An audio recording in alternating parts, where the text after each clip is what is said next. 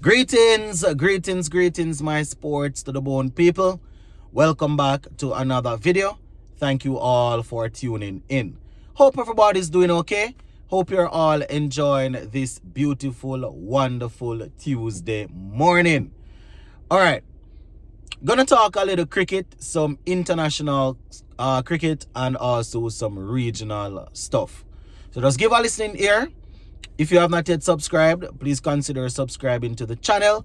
This is where you can come and get your cricket commentary, some analysis, and just good information in general. That's not based on favoritism or friendship or anything like that. Just calling it as is. So subscribe, man. Subscribe. All right. So I want to talk a little bit about this West Indies squad that is currently in Pakistan. The first thing I want to say, there are a couple of points I want to go through. The first one is, if we're going to stay as an international team, we have to use what we have.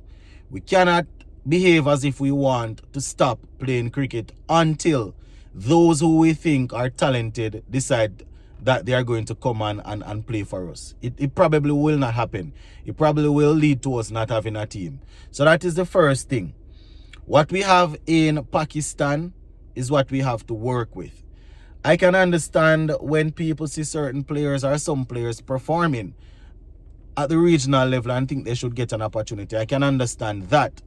But as we go into this new series here against Pakistan, this first season for 2025, I just want the fans to know that, listen, fans of West Indies cricket to know that, listen, you cannot tie a man with rope and draw them go on the cricket field to play test cricket. That is the first thing.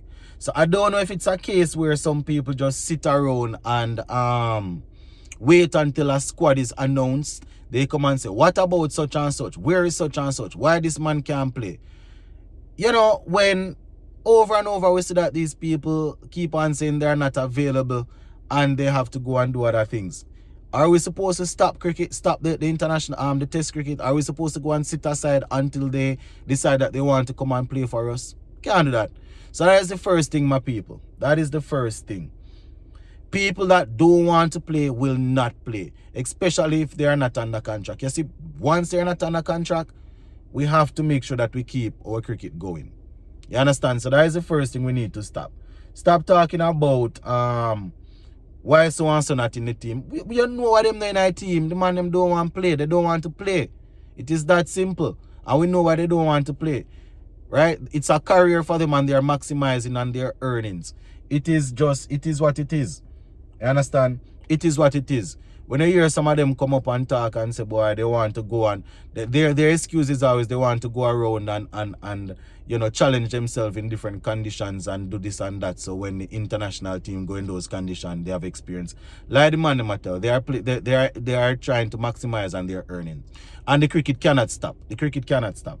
So those who are thinking that Shea Hope, Raston Chase, Nicholas Pooran, Rutherford, all those who believe that the cricket, and a couple others, all those who believe that the test cricket must pause until these guys get in the team, and we need to stop the foolishness.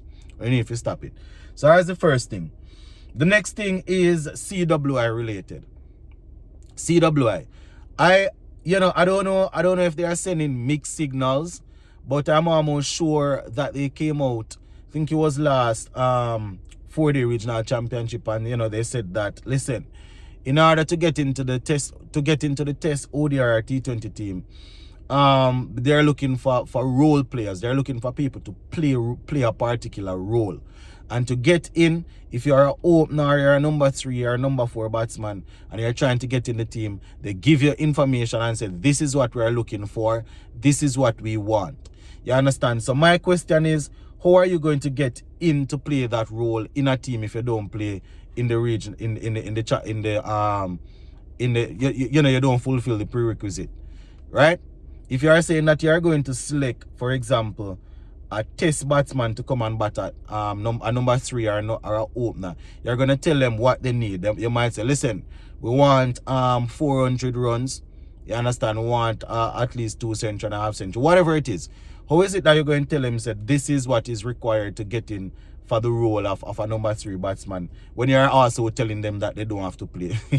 When you're also telling them that they don't have to play. I can understand that the landscape is changing. I want to make sure that you are giving the quote-unquote talented players that are playing T20 cricket every opportunity to play. I can understand that. But yeah, a mixed signal, man. You know, mixed signal. Mixed signals. So going into this 4-day regional championship, what are the players supposed to think? Even when the 50 of Super 50 come again, what are the players supposed to think? Right? I don't know if they are giving the players information behind the scene. I can only talk about what is in the public. When you don't tell them, say, this is what we are looking for, right? This is what we are looking for. This is what you need to get in, because we are looking for role players. Not necessarily everybody that is scoring a lot of runs. Even though, you know, a man batting at number 3 or 4, you know, if he has some experience opening and he's not, and he's batting at 3 and 4 right now and he scores a lot of runs, you probably can take him and try him in the opening spot. Right, so going into this regional championship, and when the Super 50 comes around again, right, what are the players playing towards? If you don't tell them, say, this is what they need to get in, right, they're obviously going to go at it. But at the same time, you're telling them that they don't need to do this to get in. What you know, or is it that this only go for the quote-unquote superstars that play in T20 cricket? Is it a case where there are certain quote-unquote superstars that play in T20 cricket that we want to get into Test and ODI team, but they don't necessarily have to play the lower level? You know, we have to make sure we are not sending mixed signals. Look at even Rohit Sharma. Rohit Sharma is arguably one of the greatest ODI players, right? He also has a very good record in tests, but especially where ODI cricket is concerned, right? And you know, he had a very tough time the other day, the last series, and we see even past Indian players coming out and saying that, you know, he needs to go and play some first class cricket and get himself settled back, you know, bat some time at the crease. People have been saying the same thing about Virat also. Obviously, I'm not comparing our guys to Virat. These guys are very, very good. You understand? So, you know, you probably want to give them an extended run and allow them to work it through. But you have people coming out now, and I'm talking about credible people who have been there and done that, coming out and saying, you know, these guys probably, if they are serious about continuing test cricket, you know, they probably need to go and play some first class cricket to get themselves back on track, right?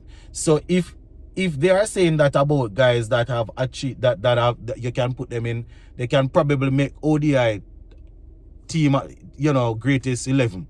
You understand? These two guys, they probably can get in are close.